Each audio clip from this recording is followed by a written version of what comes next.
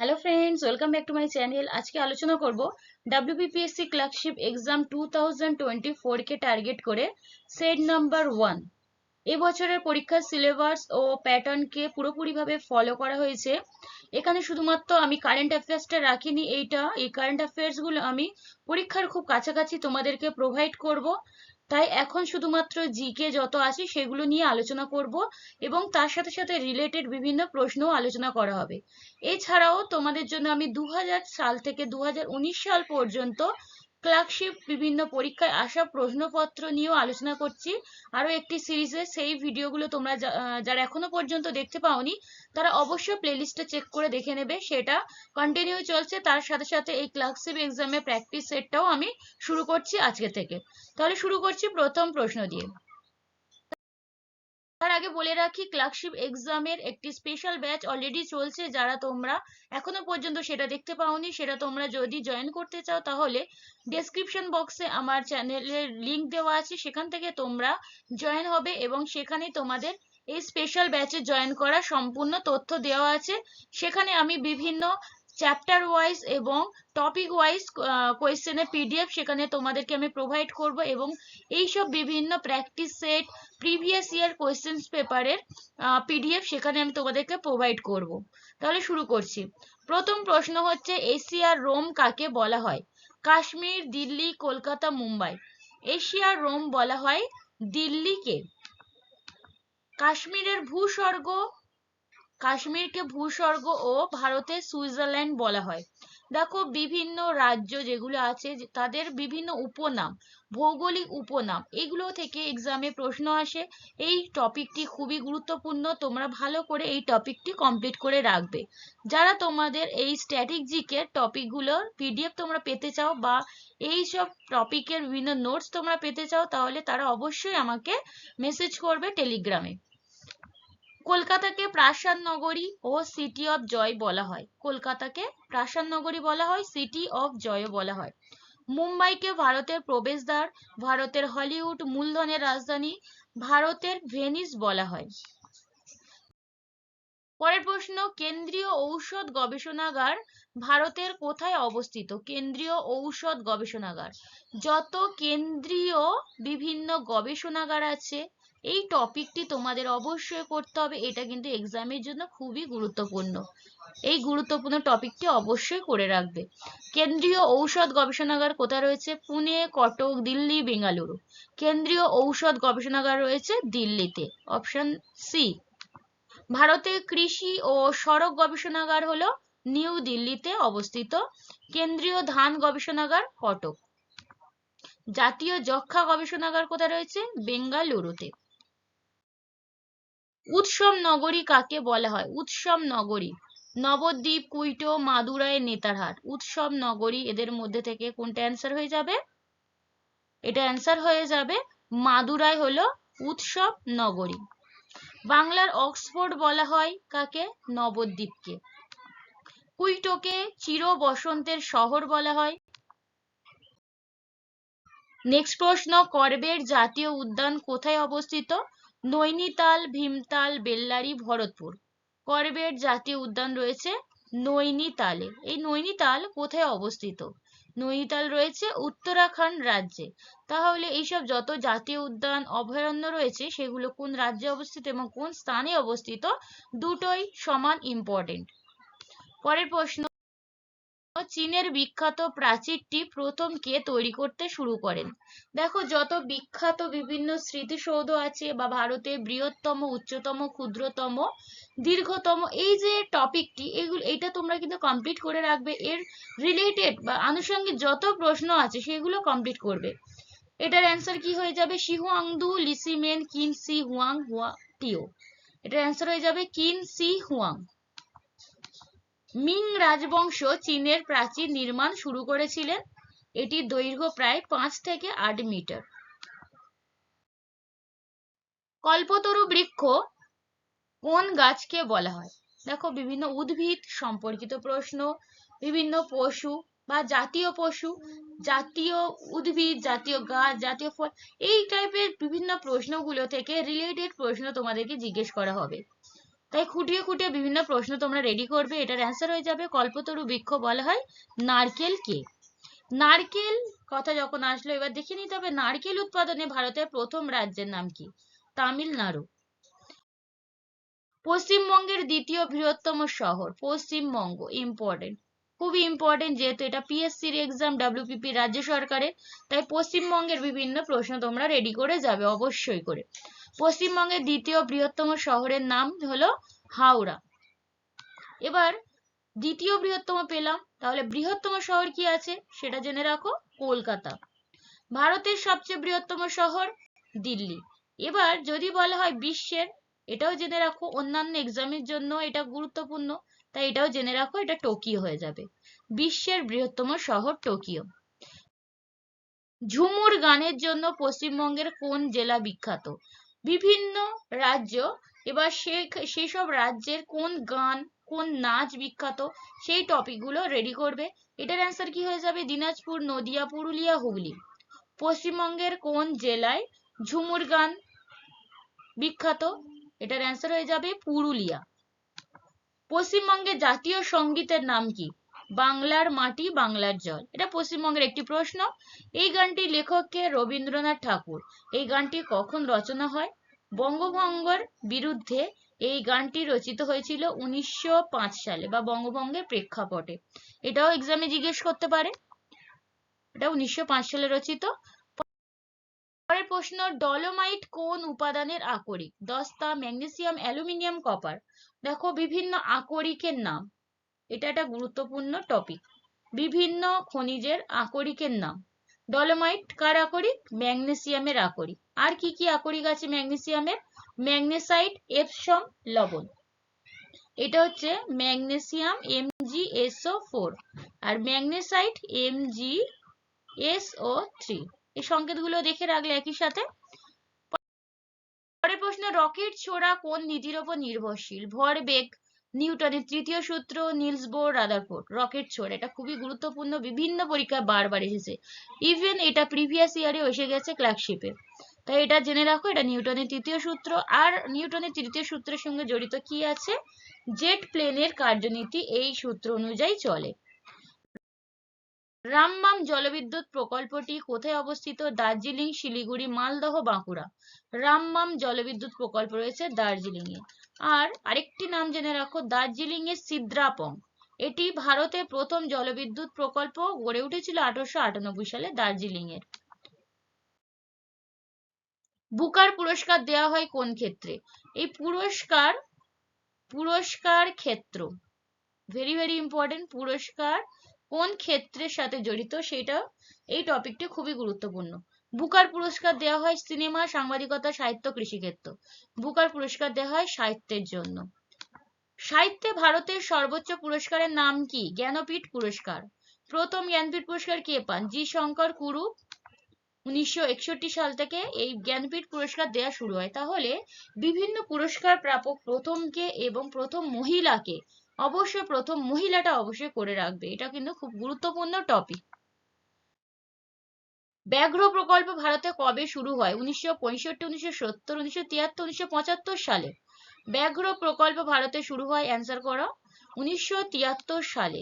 এর সাথে জেনে রাখো 1972 সালে ব্যাঘ্র সংরক্ষণের উদ্দেশ্যে বন্যপ্রাণী সংরক্ষণ প্রকল্প চালু হয়। 29শে জুলাই আন্তর্জাতিক বাঘ দিবস পালন করা হয়। যামিনী রায় কিসের জন্য বিখ্যাত? এটা একটা প্রিভিয়াস ইয়ারের প্রশ্ন। চিত্রশিল্পী, নৃত্যশিল্পী, সরোদবাদক, সমাজসেবী। যামিনী রায় ছিলেন একজন চিত্রশিল্পী, একজন বিখ্যাত চিত্রশিল্পী। তার চিত্রের কিছু নাম বলো।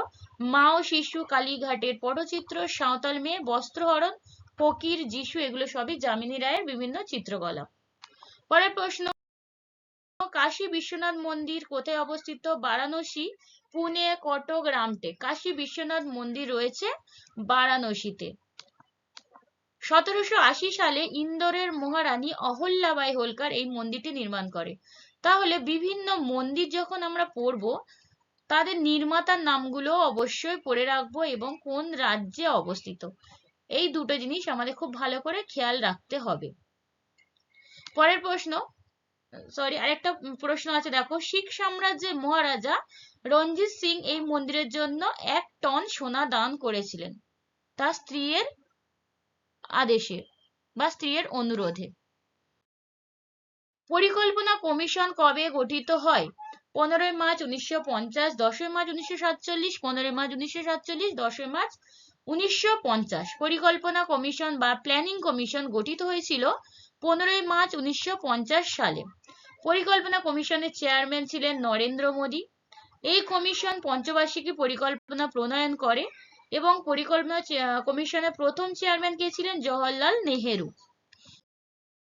গোবিন্দ সাগর বল্লভ পন্থ সাগর বা হ্রদ কোন রাজ্যে অবস্থিত? ঝাড়খণ্ড, অন্ধ্রপ্রদেশ, তামিলনাড়ু, হিমাচল প্রদেশ। গোবিন্দ সাগর হ্রদ হিমাচল প্রদেশে রয়েছে। এটি একটি কৃত্রিম হ্রদ বা মনুষ্য সৃষ্ট হ্রদ। এটি রয়েছে রিহান নদী উপত্যকা প্রকল্প নামে পরিচিত এবং মনুষ্য সৃষ্ট ভারতের বৃহত্তম বাঁধ। প্রথম এশিয়ান গেমস অনুষ্ঠিত হয় কোথায়?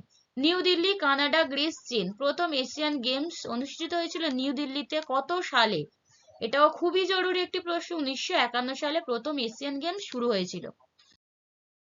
বানিহাল গিরিপথের অপর নাম কি? জওহর সুড়ঙ্গ, রোহতাং পাস, জজিলা পাস, কুলাকাংড়ি সুড়ঙ্গ। বানিহাল গিরিপথের অপর নাম হলো জওহর সুড়ঙ্গ। এটি রয়েছে কোথায়? কোন রাজ্যে? জম্মু ও কাশ্মীরে। বলেছি না, প্রত্যেকটি গিরিপথ বা বাঁধ এগুলো সবগুলো কোন রাজ্যে অবস্থিত অবশ্যই দেখে রাখবে। এটি জম্মু ও শ্রীনগরকে সংযোগ করে রেখেছে। নাইট্রোজেন সার হিসাবে কি ব্যবহৃত হয়? Azolla, nitrobacter, azotobacter, Anabaena.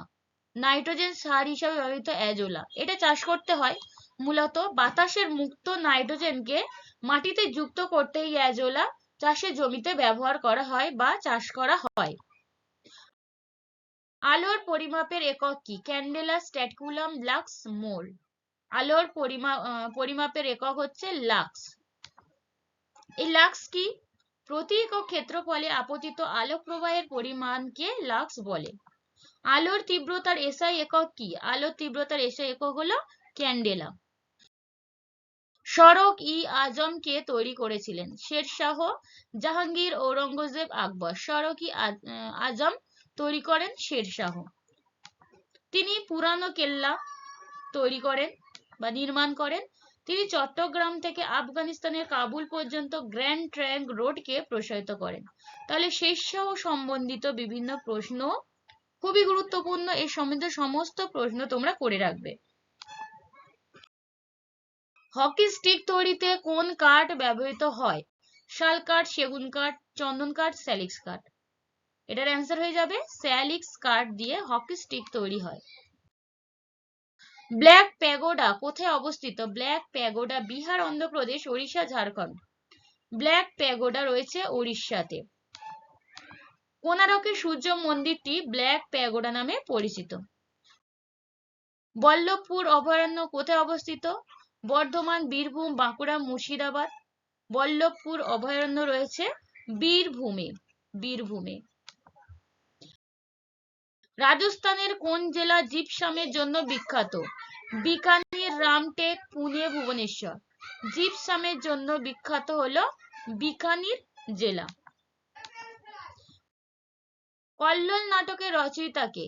Manmatha রায়, উৎপল দত্ত, মনোজ মিত্র, মধুসূদন দত্ত। কল্লোল নাটকের রচয়িতা উৎপল দত্ত। খুবই পপুলার একজন নাট্যকার। এনার যে বিভিন্ন নাটক আছে সেই নাটকের নামগুলো দেখে রাখো কয়েকটি। ফেরারি ফৌজ, ঘুম নেই অঙ্গার, টিনের তলোয়ার, নীলকণ্ঠ, ছায়ানট। এইগুলো খুবই গুরুত্বপূর্ণ, প্রত্যেকটা নাম মনে রাখবে, ঘুরিয়ে ফিরিয়ে এক্সামে জিজ্ঞেস করতে পারে। কোন নদীকে উত্তরবঙ্গের জীবন রেখা বলা হয়? মহানন্দা, তিস্তা, জলঢাকা, তোর্ষা। উত্তরবঙ্গের জীবন রেখা বা সিকিমের জীবন রেখা হলো তিস্তা। তিস্তাকে ত্রাসের নদী বলা হয় বা ভয়ঙ্কর নদীও বলা হয়। এখানে প্রচুর বন্যার সম্ভাবনা থাকে, তাই একে ভয়ঙ্কর নদী বা ত্রাসের নদী বলা হয় এই তিস্তা নদীর জন্যই। বিক্রম ঘোষ কোন বাদ্যযন্ত্রের সাথে জড়িত? সানাই, সারেঙ্গি, তবলা, বাঁশি। বিক্রম ঘোষ তিনি তবলা বাদক হিসাবে খুবই পপুলার।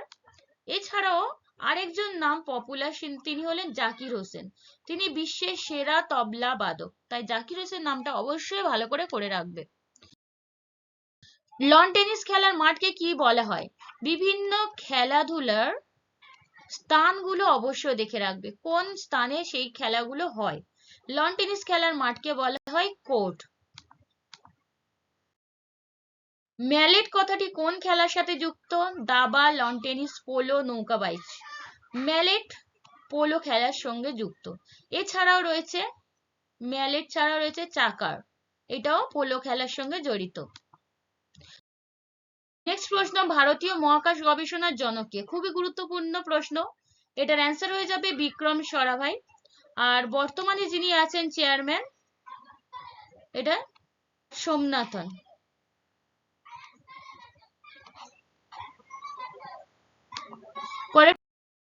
পরের প্রশ্ন, 1994 সালে সম্মিলিত জাতিপুঞ্জের প্রধান কোন অঙ্গকে বিলুপ্ত ঘোষণা করা হয়েছে? ওসি পরিষদ, সাধারণ সভা, নিরাপত্তা পরিষদ, আন্তর্জাতিক বিচারালয়।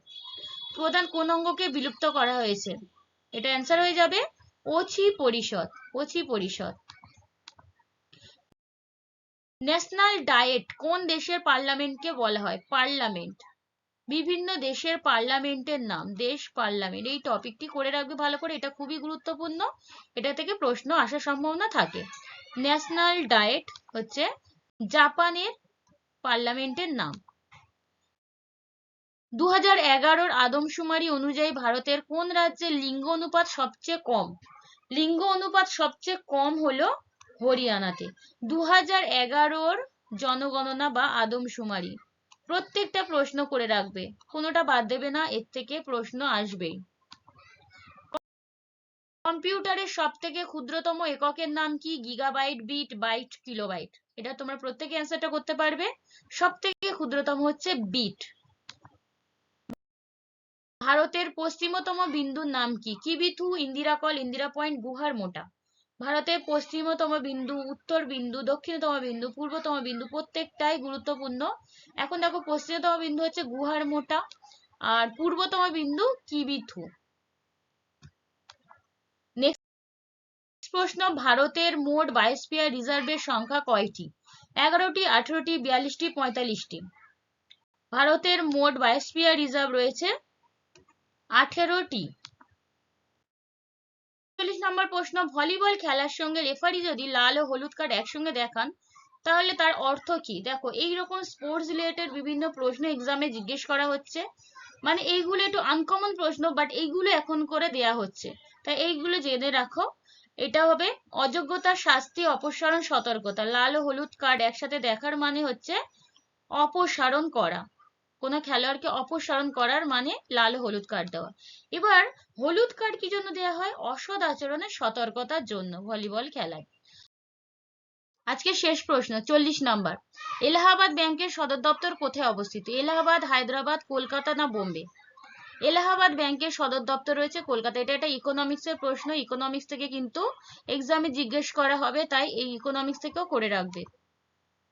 আজকের ভিডিওটা এই পর্যন্ত। যদি তোমাদের ভালো লেগে থাকে তবে অবশ্যই সাবস্ক্রাইব করে রাখবে এবং পাশে থাকা বেল আইকনটি অন করে রাখবে সবার প্রথমে নোটিফিকেশনটি পাওয়ার জন্য। শেষ পর্যন্ত দেখার জন্য তোমাদেরকে অসংখ্য ধন্যবাদ।